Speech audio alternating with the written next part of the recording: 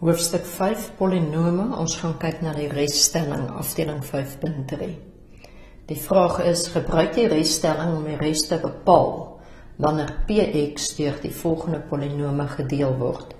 Nou die resstelling sê, dat as 'n polynoom deur x plus 2 gedeel word, moet ons gaan uitwerk, wat is p van minus 2.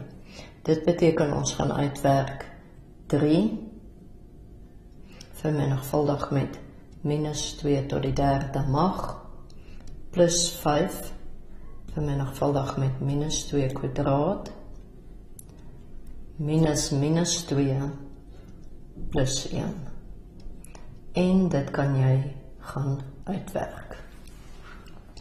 As die polynoom gedeel word met 2x minus 1, moet ons kyk wat is die waarde van p van 1/2 plus 1/2. Dit beteken jy gaan al die x'e vervang met 1/2.